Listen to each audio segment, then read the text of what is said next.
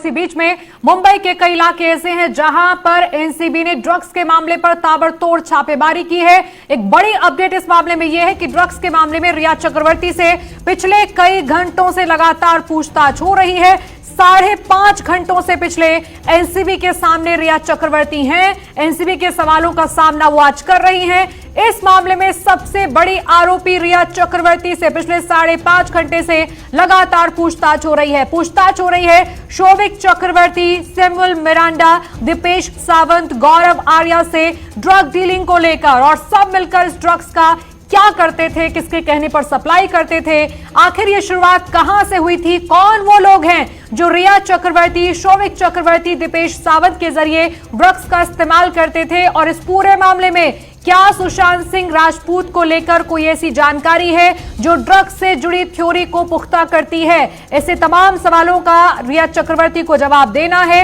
लगातार एनसीबी की पूछताछ से यह भी जानकारी आई है कि रिया चक्रवर्ती ने कई सवालों का जवाब नहीं दिया है, टाल मटोल करती हुई, बेमेल जवाब देती हुई नजर आई हैं, जिसकी वजह से शक गहरा गया है कि रिया चक्रवर्ती शायद आज एनसीबी के शिकंजे से बाहर ना निकल पाए। 5.5 घंटे से लगातार रिया चक्रवर्ती से ताबड़तोड़ सवाल पूछे जा रहे हैं। ड्रग्स का कनेक्शन, ड्रग्स की सप्लाई, कौन है ड्रग्स का सरगना असल में जो ड्रग पैडलर्स तक ये तमाम चीजें पहुंचा रहा था, रिया चक्रवर्ती तक ये कैसे पहुंचा, कितने सालों से रिया चक्रवर्ती ड्रग्स के बारे में डील कर रही थी या कोई उनसे डील करवा रहा था, शौविक चक्रवर्ती क्या कुछ जानते थे, और क्या दीपेश सावंत, रिया, शौविक सब लोग साथ में मिलकर काम कर रहे थे या फिर अलग अलग। कई जानकारियां हैं जो रिया चक्रवर्ती से हासिल करने की इस समय एनसीबी कोशिश कर रही है। बहुत हद तक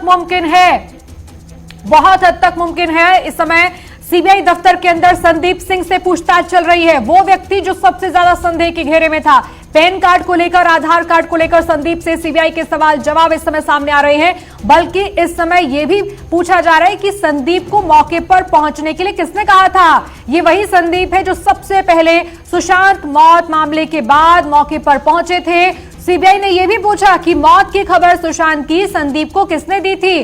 फिलहाल सीबीआई के तमाम सवालों का सामना संदीप सिंह भी कर रहे हैं। इस समय बड़ी अपडेट इस मामले में आ रही है। इस समय करिश्मा राय हमारी सहयोगी न्यूज रूम से ज्यादा जानकारी के लिए हमारे साथ जुड़ रही हैं। करिश्मा, आज तो कई बातचीत हैं जो सामने आ रही हैं। रिया चक्रवर्ती क्या एनसीबी से पूछताछ के बाद दफ्तर से निकलेंगी या गिरफ्तारी हो जाएगी? दूसरा, संदीप सिंह जो अभी तक जांच का सामना नहीं कर रहे थे, अब उनसे भी सीबीआई आज पूछताछ कर रही है। क्या चीजें हैं इस मामले में जो थोड़ी सुलझती नजर आ रही हैं? बिल्कुल, सबसे पहले तो मैं आपको ये अपडेट दे दूं कि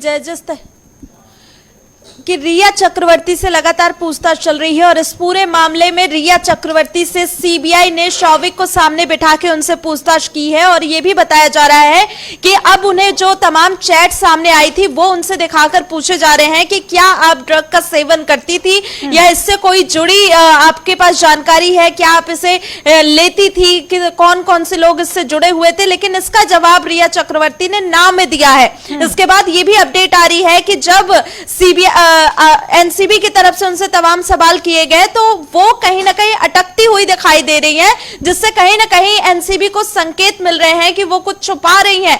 ये सब तमाम सवाल जो हैं अब रिया चक्रवर्ती से पूछे जा रहे हैं, और ये भी कहा जा रहा है कि आज सबसे ज्यादा इंपॉर्टेंट क्रॉस एग्जामिन बताया जा रहा है। जो उनसे क्वेश्चनिंग की जा रही है उसमें क्या कुछ बातें निकल के आती है, उसी के आधार पर रिया चक्रवर्ती की गिरफ्तारी हो सकती है।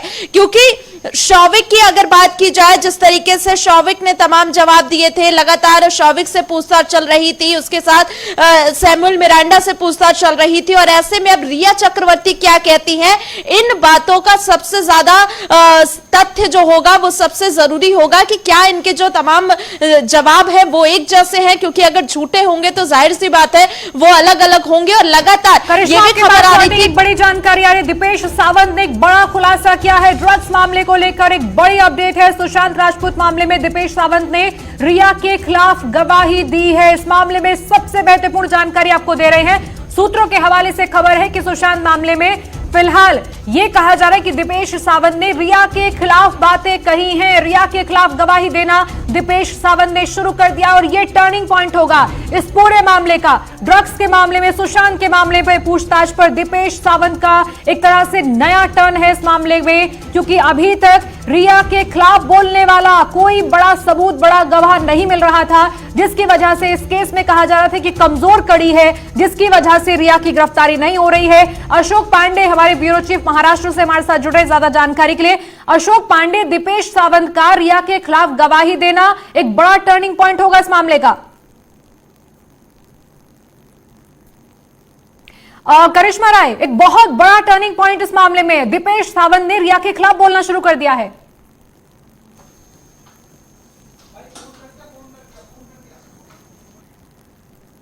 इस समय की बड़ी अपडेट आपको दे रहे हैं सुशांत राजपूत मामले में अब तक की सबसे बड़ी जानकारी हम आपको दे रहे हैं। सूत्रों के हवाले से खबर है कि दीपेश सावंत ने खुलकर रिया के खिलाफ बोलना शुरू कर दिया है। जो सवालों का जवाब रिया से जुड़ा हुआ दीपेश से पूछा गया, उसमें उसने रिया का साथ ना देकर साफ तौर पर कह दिया है कि इस मामले में रिया विलेन हो सकती हैं। जो जानकारी इस समय सामने आ रही है, रिया को अभी तक ड्रग्स का सरगना सुशांत मौत मामले का आरोपी नंबर 1 बनाया गया है और इस मामले में एक बड़ा टर्निंग पॉइंट है दीपेश सावंत का रिया के खिलाफ गवाही देने की बात सामने आना। अशोक पांडे, क्या पूरी जानकारी आपके पास है? ये तो बहुत बड़ी बात है इस मामले से जुड़ी हुई। अगर कोई एक भी व्यक्ति इनमें से तैयार होता है गवाह बनने के लिए और रिया के खिलाफ कोई बड़ा मजबूत सबूत अभी तक नहीं था किसी के पास भी। प्रियंका जी, जिस तरह से सामने बातें आ रही हैं उसमें अब जिस तरह से दीपेश सावंत को लेकर के जो एक विटनेस बनाने की बात की जा रही है, बहुत अपने आप में बड़ा खुलासा है। और जिस तरह से ये पूरे मामले को लेकर के अब जिस दीपेश सावंत ने जो बोलना शुरू किया है और जिस तरह से ये अब स्टेटमेंट का रिकॉर्ड खुद जो केपीएस मल्होत्रा है वो कर रहे हैं, कहीं ना कहीं दिखाता है कि रिया की मुश्किलें तो है और भी ज्यादा बढ़ते जा रही हैं। हालांकि देखिए अब समय जो है इसकी उल्टी गिनती शुरू हो चुकी है और माना जा रहा है कि 6 बजे के पहले किसी भी प्रकार से रिया की गिरफ्तारी को लेकर अशोक पांडे, क्या आप ये मानकर चले कि अगर सबसे बाद में रिया चक्रवर्ती को इस मामले में पूछताछ के लिए बुलाया गया तो पहले से एनसीबी को अंदाजा था कि रिकवरी नहीं होगी तो कोई गिरफ्तारी नहीं होगी, इसके लिए आपको गवाह की जरूरत पड़ती है? मैं सुन नहीं पाया आपको प्रियंका जी।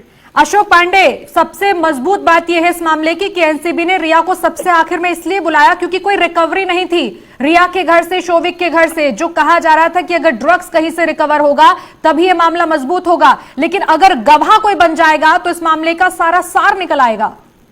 देखिए बिल्कुल रिकवरी के नाम पे प्रियंका जी, देखिए दरअसल जो इनके चैट जो सामने आए थे और जिस तरह से लैपटॉप लेके जाने के बाद में जो नंबर इनके पास में आए थे जो कि यहाँ पे मुंबई के ड्रग पेडलर्स के हैं, वो एक तरह की रिकवरी के तौर पे देखा गया। उसके बाद में ही ये पूरा प्रोसेस जो शुरू किया गया। जिस वक्त जैद की गिरफ्तारी हुई थी, बासित की गिरफ्तारी हुई थी और जिस तरह से बासित का और जैद का कनेक्शन जो है शोविक के साथ निकला था और ये शोविक का जो एक स्टेटमेंट आया जिसमें उन्होंने रिया का नाम लिया है, उसके बाद में एनसीबी के पास में स्टेटमेंट, ये एविडेंसेस तो मौजूद हैं, लेकिन ये जो एविडेंसेस फिलहाल इनके पास में है वो पर्याप्त नहीं है, क्योंकि देखिए इसमें और भी चीजों को इन्वेस्टिगेट करना बाकी था, जिसमें कि जो क्रेडिट कार्ड अकाउंट से जो उनके पैसे की तो 16,000 की पेमेंट हुई थी, 22,000 रुपए की जो पेमेंट हुई थी, ये पेमेंट क्यों की गई थी, इसको लेकर के भी प्रश्न खड़ा है। 4 अलग अलग उनके पास में क्रेडिट कार्ड है, जिसमें से एक श्रुति मोदी के पास में था, इसके अलावा बात करें एक सैम्यूल के पास में था और एक शौविक के पास था। उन क्रेडिट कार्ड के जरिए ये पेमेंट की जाती थी। तो अब कहीं ना कहीं आज ईडी ने आज एनसीबी की टीम ने